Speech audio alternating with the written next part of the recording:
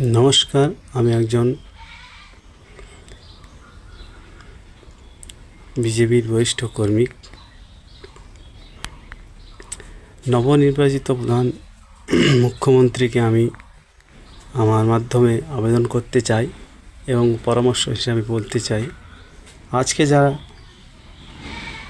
পিছিয়ে পড়া মানুষ, যাদের উন্নতি করতে চাচ্ছেন, যাদেরকে সমাজ আগিয়ে নিয়ে যাওয়ার চেষ্টা চলছে, কাদেরকে আমরা নিয়ে যাব আগিয়ে?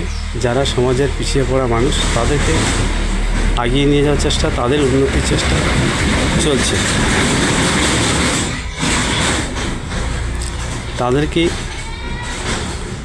উন্নতির পথে নিয়ে যেতে গেলে গ্রাম বাংলার সমস্ত পিছিয়ে পড়া মানুষ যারা কৃষিকাজ, পশুপালন এবং নানা লেবারি কর্মকাণ্ডের সঙ্গে জড়িত,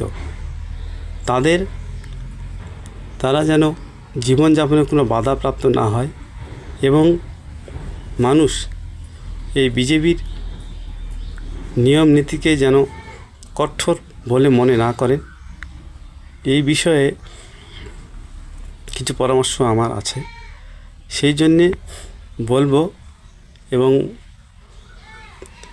শ্রমিক ভট্টাচার্য বাবুকেও আমি বলবো যে আপনি একবার প্রথম দক্ষিণ দিনাজপুর জেলার তপন থানার মাটিতে এসেছিলেন প্রথম। সেদিন আমার সঙ্গে পরিচিত হয়, তখন বাম জামানা চলছিল। এই দিকটা ভেবেচিন্তে দেখে এই পশু নিয়ে যা বিভ্রান্তি সোশ্যাল মিডিয়াতে চলছে, সেটাকে ঠিক করার জন্য চিন্তা ভাবনা করে নিয়ে, যাতে কোনো লোক অসুবিধায় না পড়ে। কারণ কোনো ব্যক্তির সুবিধা করতে গিয়ে কোনো ব্যক্তি অসুবিধায় পড়বে, এই রকম নীতি নিয়ে আমরা চলব না। এটাই আমাদের মূল লক্ষ্য হওয়া উচিত। যদিও আমরা সেই নীতিটাকে, নিয়মটাকে মানতে হয় বা মানব, তাহলে তার আগে তাদেরকে সতর্ক দিতে হবে, তাদেরকে সুযোগ দিতে হবে যে এগুলো থেকে ধীরে ধীরে বেরিয়ে এসো।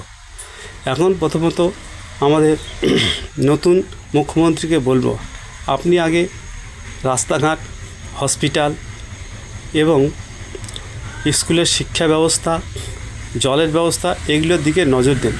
তারপর ঠান্ডা মাথায় ভাবা চিন্তা করে ধীরে ধীরে